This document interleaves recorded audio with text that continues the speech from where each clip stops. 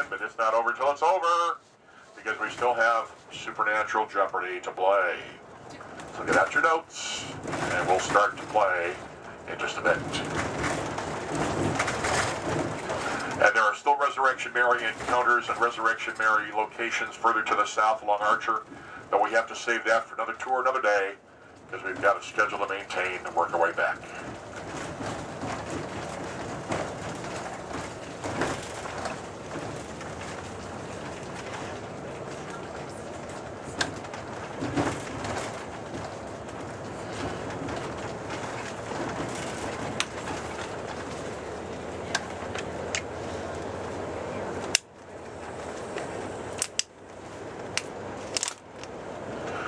While we have a breather before we start playing Supernatural Jeopardy, let me give you my background, how it all started for me.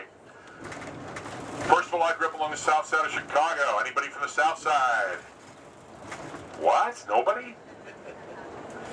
I grew up along Garfield Boulevard, 55th Street, 55th Elizabeth, 56, Sherman Park, Visitation Parish. Yes, I went to the very same grammar school attended by Alderman Ed Burke, our most notorious alderman, as yet unindicted for the truck for hire scandal. When I went to Visitation Grammar School, being a good Catholic kid here, being an altar boy, I loved hearing stories of haunted churches and graveyards and things of that nature from the priests and the nuns. And it made such an impression upon me that I thought maybe it was a sign from God that I had a vocation, that I'd make a good priest. I know, it's pretty naive. But I went to the minor seminary for 3 years, Quigley South. While at Quigley, my Latin professor was Father John J. Nicola. Now, Father John taught Latin, that's true, but he also knew about the diabolical, possession, exorcism. Father John was an authority for the case of Maryland back in the late 1940s, became the basis for the novel The Exorcist by William Peter Blatty. And when the book The Exorcist was being filmed by director Billy Friedkin, Father John was hired to be the advisor, and he also wrote the introduction to a book you may have heard about, The Amityville Horror. So a big inspiration in my life. When I still left the seminary, I wound up at Gage Park High School for my senior year, 56 in Rockwell, which is smack dab in the heart of Resurrection Mary country. That's when I began to hear tales about the Southside hitchhiking ghosts and fellow classmates whose fathers, uncles, grandfathers, and others had experiences. And then it was time to go to college, and I went to DePaul University. And I went to DePaul back at a time when you didn't take a course because you thought it could do anything for you. You took courses because you liked them. Liberal arts was all the rage. Do we have any liberal arts majors back there? You actually admit it? Because you know what they say about liberal arts? That's how you make your living wearing a paper hat, asking if that's for here to go.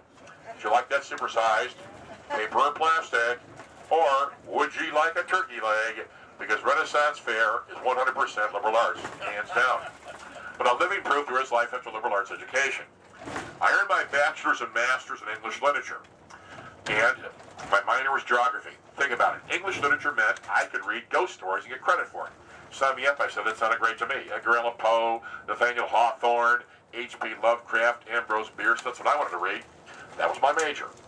My minor, geography, meant that I could study exotic places, haunted spots all around the world. But I was the guy around campus that always told ghost stories. I thought I knew every haunted cemetery, murder site, Indian burial ground, every cheap date location and legend behind it. I was so notorious that kind of material that one day, my geography professor, Dr. Richard Houck, would ask me to put together a tour of the ghostly geography around Chicago. It was meant to run on Halloween weekend of 1973, and it ran with a 200-person waiting list. 1973. Who remembers the 70s? Well, they say if you were actually there, you don't remember them. But 1973, what do we have? We had pet rocks, mood rings, curling in photography. Put your hand in the black bag and photograph your aura. Psychic fairs. Photography.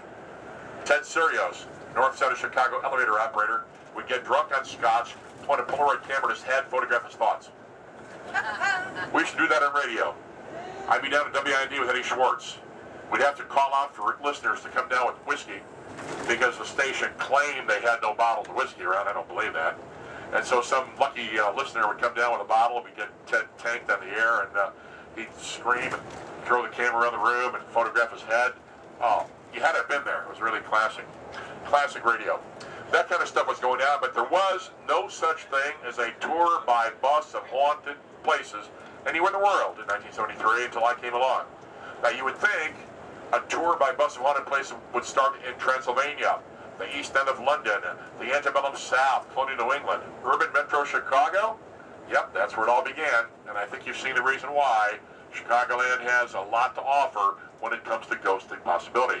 That first tour turned away 200 people. I said, give me the mailing list. I hired 2 coaches of my own to take care of the overflow. Filled those up in December of '73. By the time spring of 1974 had come around, more people came my way asking to do a tour.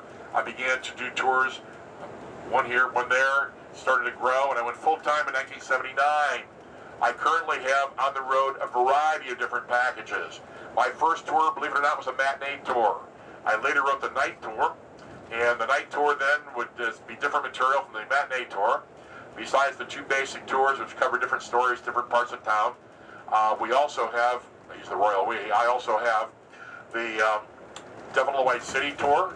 That's going to be sites and stories connected with the World's Fair of 1893 and Herman Munch the serial killer, including the haunted post office at 63rd and Wallace, where his murder castle used to stand. I've got my pub crawl version, 4 bars in 4 hours. That's for the bachelorette party, birthday party, retirement party crowds who want to hear stories about haunted bars and then go and party at them. And besides those 4 basic bus tours, I've got my lunch lecture walking tour in Chinatown, Supernatural Chinatown, and skip tonight because of Venetia night, but every Saturday now, up through Labor Day, I do my Supernatural boat cruise. It's a 2-hour trip on the Chicago River, Lake Michigan, aboard the Mercury Skyline Queen at Michigan and Wacker, telling tales pertaining to our maritime heritage. So you got to come back for more. You can find out about all this, including my 9 different slide lectures, especially my new one, Gangster, Ghosts, and Secrets. Find all that out on my website, ghosttours.com. Besides the above, I've got a DVD, got a book, got a line of merchandise, and it just never stops.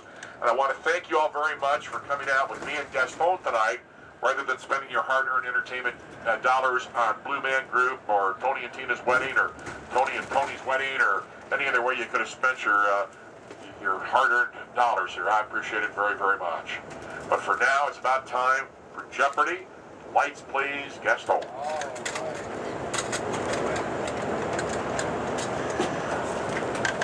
Presuming you're all well prepared because you took good notes and were very alert. We'll see about that. We're going to start by playing for an I Love Ghost button. This can be pinned to your ensemble here momentarily for a simple trivia answer. In Real Jeopardy, Alan Trebek asks the question. You must let the question be answered completely and then buzz in. If you're buzzed in and identified, then you can answer. And if you answer correctly, you win. Anything else, you lose. We have more than 3 contestants. We don't have any stinking buzzers, so work with me. If you know the answer, raise your hand quietly. Say nothing until you're called upon. Only once you're identified can you answer. Answer correctly, you win. By the way, anybody on board ever been on Jeopardy? My sister was on Jeopardy. And when she made it to Jeopardy, I figured I better go on Jeopardy to prove to her I'm smarter than she is. So I went down and took the test. I passed it, but they don't take everybody, so I got to start over again because they didn't take me after 1 year. So anyway, at least I passed the test, so I know I can get that far.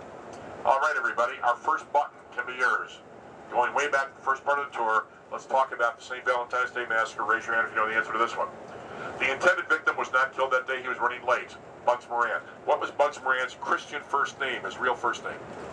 Raise your hand. Don't all raise your hands at once, you gangster and Chicago history buffs. Nobody? Okay, here's your clue then. Just like in Jeopardy, there's always a clue. His name is the same name as the patron saint of Boy Scouts. Okay, who belonged to that hate group? Who's a Boy Scout? Same name as the patron saint of Russia. Well, we're good, aren't we? The same name as the patron saint of England. Killed the dragon. Wait, you gotta raise your hand quietly. Lady in the window back here. Lady in the window, back here, halfway back. George it is. I don't know if you blurted that out, but if you did, you're disqualified. But somebody blurted out. You got to wait to be called upon here, okay? We're doing semi-real Jeopardy here. I'm not even making you phrase it more of a question because it's too late at night for that. All right, next. How about this one? Another button. This time, let's talk about John Dillinger, shall we? John Dillinger. John Dillinger was shot while going to the movies. What was the gangster You got to wait for Alec to finish the question. You raise your hand too quickly, you're disqualified. John Dillinger, you're disqualified twice. Raise your hand even after I told you to quit raising your hand. All right. John Dillinger saw what gangster movie the last night of his life? The name of the movie. Oh, wait. Oh, come on. Did you guys take the same tour Gaston and I did? Clark Gable, William Paul, Myrna Loy, young Mickey Rooney. Nobody remembers? You know? Yeah, I do. What is it? Manhattan Melody. Manhattan Melody? Wrong. Lady in the Window.